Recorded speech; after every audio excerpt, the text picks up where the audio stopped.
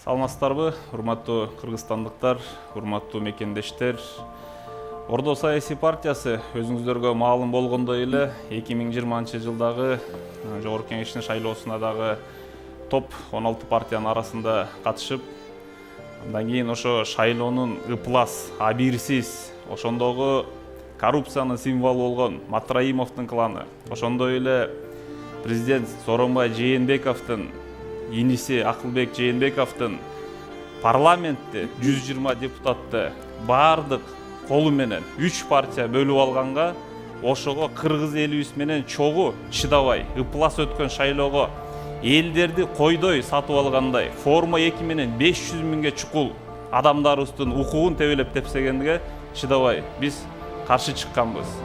Ошонун кесепетинен мына бүгүнкү күндөгү 1 жылдан арым убакыт өттү. Ошого карабай Ордо саясий партиясы кайраттандык. Анткени адилеттүүлүк орномоюнча, акыйкаттык чечилмейинче кыргыз элибиз кайрадан кайра үмүттеп жашагандыктан биз дагы ушуга чыдабай өзүбүздүн жан дилибиз менен мекенибизге кызмат кылалы деп, элибиздин көйгөйлөрүн көтөрөлү деп, быйылкы жылдары карап көрсөңүздөр, Ордо саясий партиянын эң чоң лозунгдарынын бири карапайым элимдин көйгөйүн карапайым инсан гана түшүнөт деген лозунг менен чыгып жатабыз. Анткени күндөн күнгө Кыргызстандагы жакырчылык, күндөн күнгө агып өткөн жаштарыбыздын миграциясы жан кейитет.